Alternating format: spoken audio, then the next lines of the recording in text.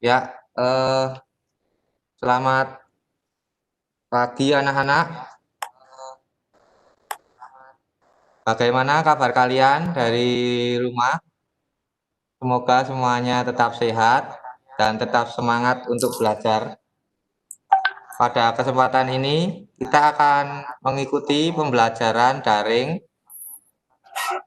untuk pertemuan kedua dengan materi sejarah dan perkembangan internet yang akan disampaikan oleh Bapak Kristanto Triutomo. Nanti ya setelah ada penyampaian materi akan ada sesi tanya jawab. Silahkan kalau kalian mau bertanya lewat chat WA. Perkenalkan diri dulu, siapa nama kalian, lalu pertanyaannya apa.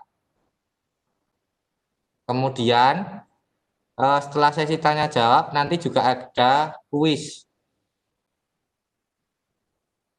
Nah, di kuis itu akan ada hadiah berupa paket data pulsa yang bisa kalian manfaatkan untuk belajar.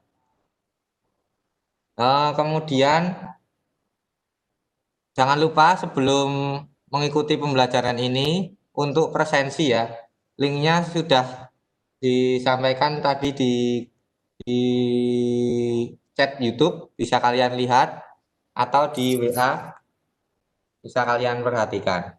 Oke ya. Karena waktu kita terbatas, saya persilahkan untuk Bapak Kristanto menyampaikan paparan materinya langsung. Apakah sudah siap, Pak? Ya, siap Mas Johan. Ya, saya serahkan pada Pak Kris. Monggo. Ya, bismillahirrahmanirrahim. Assalamualaikum warahmatullahi wabarakatuh. Semangat pagi anak-anak. Kita berjumpa lagi di pertemuan ketiga sebenarnya, tapi untuk materi kita di pertemuan kedua. Ya, untuk pertemuan kedua ini sedikit review untuk yang pertemuan pertama. Tapi sebelum kita ke review, Pak Kris ingatkan lagi sebelum kita untuk mulai belajar di kesempatan pagi hari ini, ya, kita senantiasa berdoa semoga nanti ilmu yang kita pelajari bermanfaat nanti di masa yang akan datang. Kemudian Pak Kris ingatkan juga tetap di rumah, jaga kesehatan, ya. Tidak keluar rumah kalau tidak penting. Kemudian di rumah belajar sesuai dengan jadwal yang sudah diberikan dari sekolah. Kemudian review yang pertemuan pertama kemarin, terima kasih untuk anak-anak yang sudah mengerjakan pertanyaan pemahaman yang di quiz. Ya. Nanti untuk jawaban feedback lengkapnya nanti akan kami berikan nanti di halaman PJJ Informatika di websitenya SMP Negeri 9 Surakarta. Nanti di bawahnya nanti setelah pertemuan keempat, karena nanti kita rencana pembelajaran pertama ini selesai di pertemuan keempat, nanti ada tugas. Nah, setelah tugas nanti di pertemuan keempat, baru nanti kita review dari 4 kali pertemuan. Ya, untuk menghemat waktu karena kita jatahnya nanti hanya 30 menit dan itu sudah nanti sama dengan tanya jawab. Jadi nanti Pak Kris presentasi sekitar 15 menit. Silahkan nanti anak-anak jika ada pertanyaan bisa mengisi kolom chat yang ada di live streaming di sebelah kanan itu. Nanti silakan diisi, akan dimonitor oleh Pak Johan nanti untuk dibahas di waktu tanya jawab.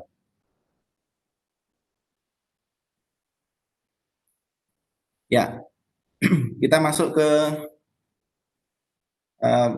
materi pertemuan yang kedua. Silakan bisa dibuka untuk modulnya yang sudah dibagikan, tiap siswa sudah mendapat. Kemudian silakan sambil dilihat untuk buku paketnya masing-masing. Kita bahas untuk kesempatan kali ini nanti halaman 5 sampai dengan halaman 11, ya, sampai dengan halaman 11.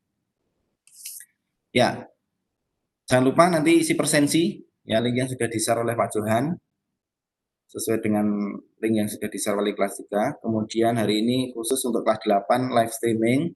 Pekan depan nanti live streaming nanti akan dipakai untuk kelas 7. Jadi gantian, kita selang-seling. Supaya nanti tidak boros kuota juga untuk anak-anak. Kemudian nanti materi tetap yang di web PJJ di informatika di webnya SMP Negeri 9 Surakarta akan kita update tiap pekannya. Jadi silakan nanti yang mungkin tidak bisa melihat live streaming hari ini nanti bisa melihat rekamannya di web PJJ di SMP Negeri 9 Surakarta. Ya. Kemudian untuk pertemuan kedua ini nanti kita membahas ada 3 subtema di sini. Yang pertama nanti tentang intinya adalah kita belajar tentang sejarah internet. Nanti dibagi ada sejarah internet di dunia, kemudian yang kedua sejarah internet yang ada di Indonesia, kemudian yang ketiga nanti tentang perkembangan teknologi internet.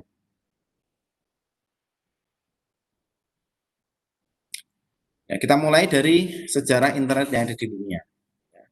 Di sini dimulai tahun 1957, di mana muncul internet ini karena kekhawatiran Amerika Serikat. Ketika itu Uni Soviet meluncurkan satelit Sputnik yang pertama, hubungannya dengan penggunaan nuklir di dunia. Di sini Amerika mempunyai keinginan untuk membuat suatu jaringan komputer yang memungkinkan senjata nuklir dapat dikendalikan dari tempat lain.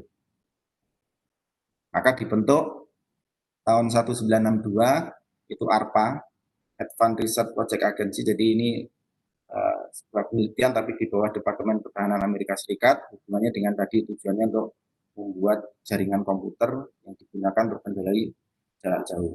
Kemudian 1965 ini mulai ditemukan WAN itu Wide Area Network, yang pertama kali melalui jaringan telepon. Jadi ini modelnya adalah membuat jaringan antar kota, ya, membuat jaringan antar kota, kemudian dengan media jaringan telepon.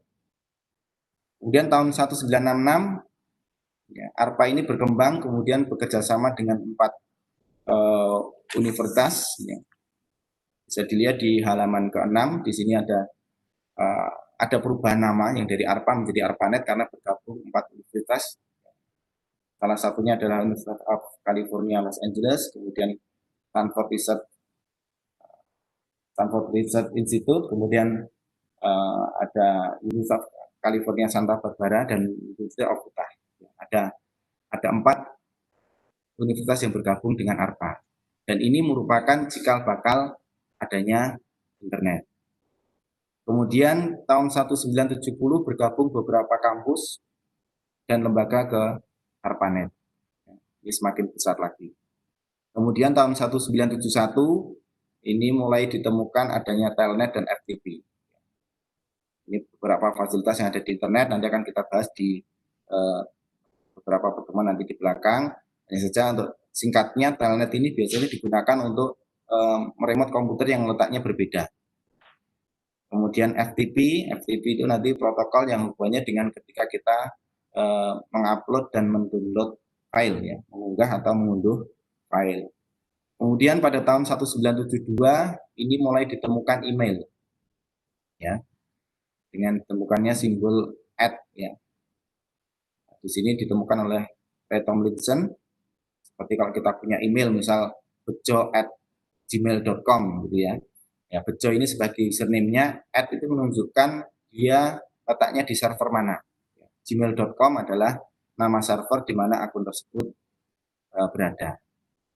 Kemudian pada tahun 1973 mulai ditemukan TCP/IP. Nah, ini protokol juga. Protokol itu fungsinya untuk pengatur. Hanya saja TCP/IP ini protokol yang digunakan untuk mengatur pertukaran data. Kemudian pada tahun 1986 ya internet ini mulai digunakan oleh umum, ya. Ya, sebelumnya tadi awal munculnya kan digunakan oleh Departemen Pertahanan Amerika Serikat, jadi digunakan untuk militer. Kemudian berkembang bekerjasama dengan beberapa universitas dan lembaga, kemudian setelah itu tahun 1986 baru digunakan untuk umum. Dan ini sebagai dasar awal dari internet itu berkembang secara pesat. Kenapa? Penggunanya banyak. Ketika pengguna banyak, pengembangnya banyak, maka internet ini akan berkembang secara cepat. Ya. Ini sedikit gambaran sejarah internet di dunia. Nanti lebih lengkapnya anak-anak semua bisa melihat di paketnya atau mungkin di sumber-sumber yang lain untuk menambah informasi. Kemudian kita masuk ke bagian yang kedua, yaitu sejarah internet Indonesia. Ya. dimulai masuk ke Indonesia tahun sekitar 90-an. Untuk pemprakarsanya di sini ada UI dan ITB, Universitas Indonesia ya. Kemudian ada beberapa tokoh di sini yang penggiat dari internet di Indonesia pada awal-awal. Ya, ada Ibrahim Suryono, Muhammad Ihsan, Robi, Putu, Firman, Adi Indrayanto, dan Ono Widodo. Ini beberapa tokoh yang mengembangkan teknologi internet pertama di Indonesia. Kemudian tahun 1994 ini mulai muncul ISP pertama, namanya Indonet. Apa itu ISP? ISP itu adalah kepanjangan dari internet ya, pendidikan dari Internet Service Provider, salah satu penyedia jasa layanan internet. Jadi kalau kita kenal di sekitar kita ada beberapa provider penyedia layanan internet, namanya ISP. Kemudian berikutnya tahun 1995 ini mulai berkembang untuk pengguna internet di Indonesia. Mulanya awalnya sekitar 5.000 orang tahun 1995, kemudian tahun 2004 berkembang lagi mencapai sekitar 4,2 juta orang. Nah, tahun 2019 ini sudah mencapai penggunanya sekitar 143 juta orang. Sudah lebih dari 50% dari jumlah penduduk yang ada di Indonesia. Ya, kemudian bagian yang ketiga, setelah tadi kita bahas sejarah internet dunia, kemudian masuk ke Indonesia, kemudian perkembangan teknologi internetnya. Jadi beberapa perkembangan teknologi internet yang ada. Yang pertama tentang kecepatan koneksi jaringan. Jadi di sini mulai dari awal dulu, mungkin pertama tadi kan one-nya Amerika saja dia pakai jaringan telepon. Teleponnya saja masih telepon dial up, jadi masih koneksinya mungkin sekitar 56 kbps, jadi masih lambat. Kemudian berkembang lagi ada ADSL, kemudian berkembang lagi nanti ada yang menggunakan sudah kabel yang lebih bagus, fiber optik dan seterusnya, itu perkembangan. Ini dari segi koneksi kecepatan transfer jaringan. Jadi nanti tergantung media yang digunakan. Dari segi media transmisi, nanti ada model transmisi yang dia pakai kabel, ada yang pakai nirkabel. Kalau pakai kabel, kita kenal beberapa kabel, nanti ada kabel koaksial, ada kabel UTP atau STP. Kemudian yang biasanya kita lihat di lab itu namanya kabel UTP. Kemudian ada kabel nanti yang biasanya di pinggir jalan yang masuk ke rumah kita, itu kabel fiber optik. Itu yang sedang gencar sekarang digunakan oleh ISP untuk mengkoneksikan ke pelanggan-pelanggannya. Kemudian dari segi layanan ada yang model layanan mobile, tidak perlu kabel. Di sini hampir mirip dengan yang wireless, yaitu tanpa kabel, hanya saja nanti dia punya beberapa stasiun pemancar yang ada di beberapa tempat. Kita kenal dengan mungkin yang kita pakai di teknologi mobile phone. Jadi perangkat handphone kita itu dia memakai teknologi mobile phone. Kemudian untuk kecepatan modem ada yang namanya 2G, 3G, 4G sampai dengan 5G mungkin sekarang ya. Kemudian dari segi pengguna perkembangannya sudah tadi dibahas waktu di sejarah di Indonesia, jadi semakin bertambah, semakin banyak karena hubungannya dengan tadi sifatnya sudah umum, digunakan umum, maka berkembangnya pesat, jadi penggunanya menjadi lebih banyak bertambah. Kemudian berikutnya yang terakhir di sini pembahasan tentang perkembangan teknologi internet adalah tentang perkembangan aplikasi yang ada di internet. Semakin banyak pengguna, maka kebutuhan dari tiap-tiap orang juga semakin bertambah. Kemudian ketika kebutuhan ini bertambah, membuat beberapa developer atau pembuat program itu juga nanti menciptakan beberapa aplikasi atau program yang bisa dipakai oleh pengguna internet. Mungkin seperti kita biasa pakai sosial media, ada Twitter, ada Facebook dan lain sebagainya. Untuk komunikasi bisa pakai Telegram, WhatsApp. Ya. Kemudian ada beberapa teknologi cloud. Ini yang sekarang sedang marak juga. Jadi kalau biasanya kita nyimpen file kita di komputer lokal kita, sekarang sudah bergerak kita nyimpennya itu di cloud atau di jaringan internet. Jadi di server-server yang ada di internet. Jadi kita tidak takut file kita ketinggalan di mana, ya kita tinggal akses saja mungkin akun kita yang ada di cloud. Ya, ini anak-anak tentang materi di pertemuan kedua ini. kita singkat saja sedikit-sedikit, tapi sesuai dengan rencana pembelajaran yang sudah ada di modul yang sudah anak-anak dapatkan semua. Jadi nanti kita sesuai dengan rencana tersebut sedikit, tapi semoga nanti bisa dipahami.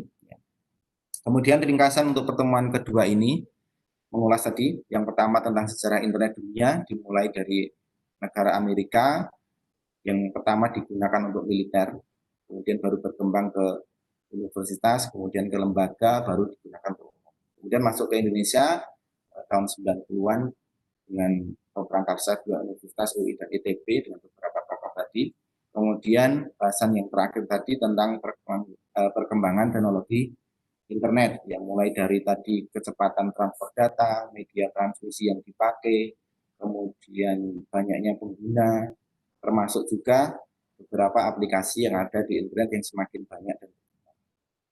Itu anak-anak untuk ringkasan pertemuan kedua ini.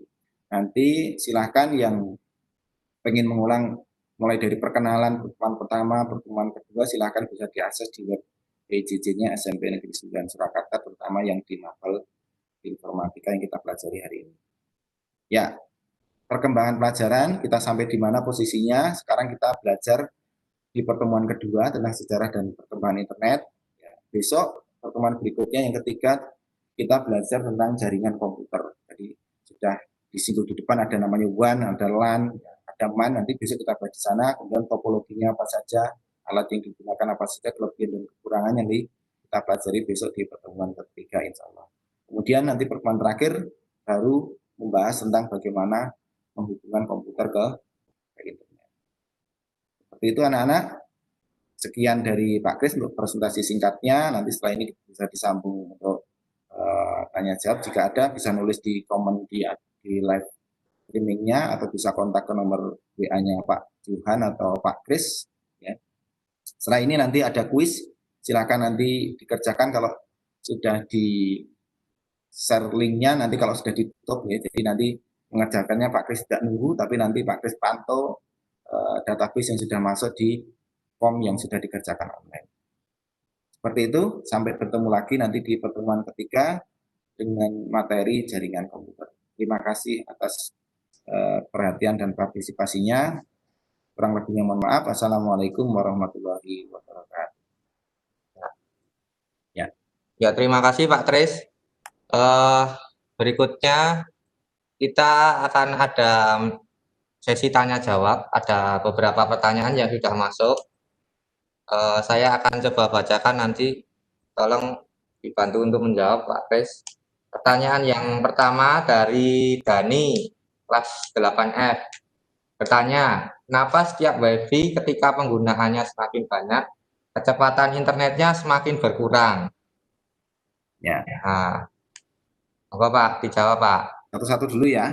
Satu-satu dulu, oke. Ya, terima kasih Mas siapa tadi? Dani, 8F. Dani. Ya, satu dulu. Dani 8F ya. Ya. Ya, kenapa kok WiFi ketika penggunanya banyak itu kok jadi lambat? Gitu ya. Yang pertama, jadi WiFi itu kan dia juga punya pemproses data, kemudian dia punya memori, dan memorinya dan pemproses data itu ketika nanti usernya banyak maka akan dibagi. Ketika dibagi maka prosesnya dia akan melambat. Semakin banyak pengguna maka prosesnya dia akan semakin berat. Maka nanti di jaringan juga akan pengaruh. Itu yang pertama dari segi hardware-nya. Kemudian dari segi bandwidth-nya. Bandwidth misal 10 mega.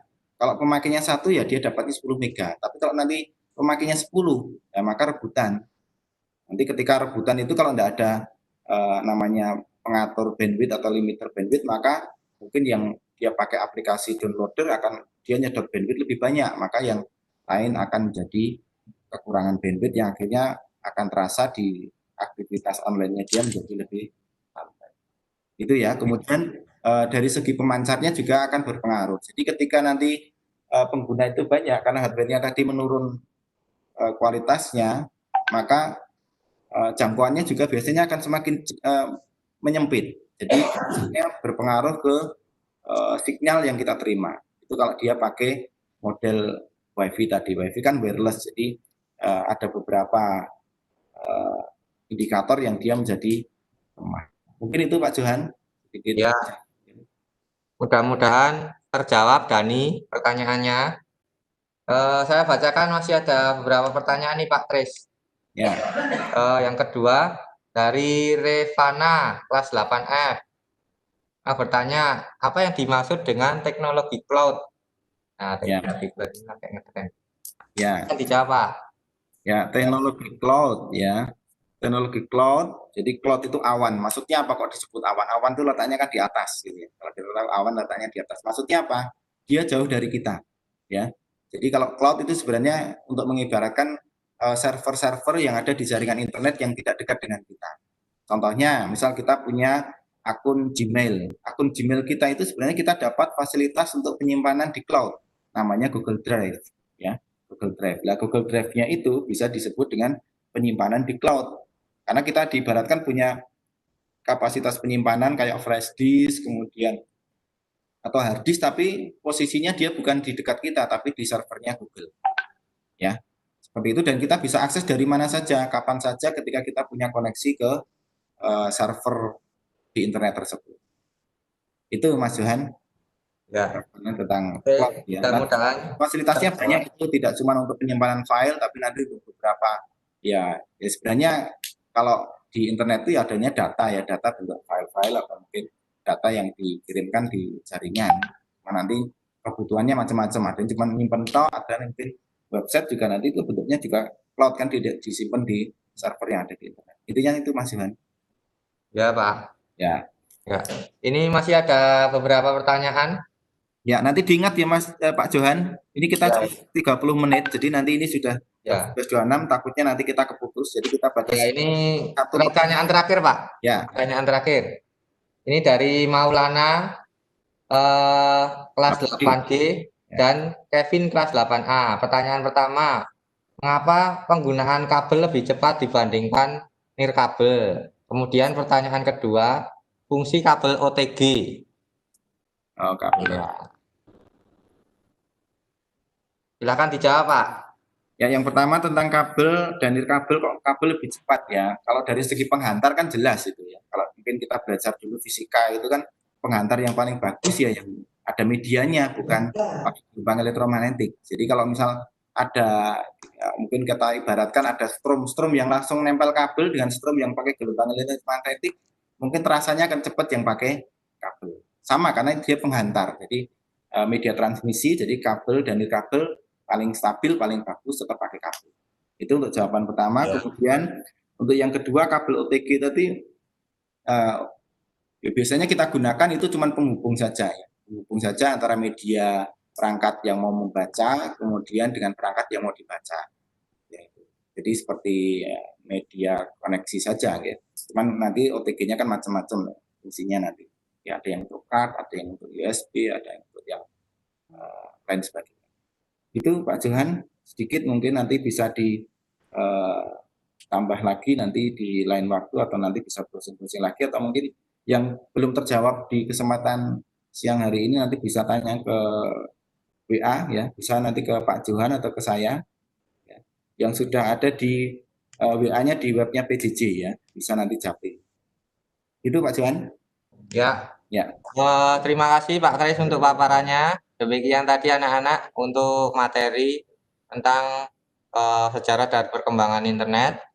Berikutnya untuk info-info pembelajaran ke depan akan kami infokan lewat WA baik melalui ketua kelas maupun pada wali kelas. Kemudian kalau kalian ingin mengulang lagi pembelajaran hari ini, silahkan nonton lagi video ini di link yang sama. Kemudian untuk kuis akan kami share linknya di WA chat ya. Ya, sudah muncul. Kalian bisa langsung menuju ke kuis ini. Akan ada hadiah bagi yang beruntung. Di chat Pak Johan, Pak Ya. Johan bisa di-share di chat di live streamingnya juga boleh. Nanti yang sudah on di live streaming ini biar langsung bisa. Ya, sudah Pak, sudah saya share di ya. YouTube ya. Ya. Sudah langsung saya share. Silahkan dikerjakan. Mudah-mudahan beruntung dan menjadi berkah buat kalian pakai datanya. Dan dari saya, mungkin ada tambahan Pak Kris? Ya, mungkin cukup dari saya. Jadi terima Ya, kasih sudah bergabung dan Pak Johan yang sudah jadi moderator. Nanti insya Allah disambung di lain waktu. Untuk pekan depan nanti room ini akan digunakan untuk yang kelas 7 gantian. Gitu ya Pak Johan? ya, Terima betul. kasih. Ya, sekian. Sampai jumpa untuk waktu yang lain. Tetap semangat, tetap belajar, dan tetap terapkan protokol kesehatan. Pakai masker, jangan lupa cuci tangan setelah bepergian atau melakukan aktivitas. Kemudian yang terakhir, jaga jarak, jauhi kerumunan. Jaga jarak minimal 1 meter. Sampai jumpa di waktu berikutnya. Ya, wassalamualaikum warahmatullahi wabarakatuh.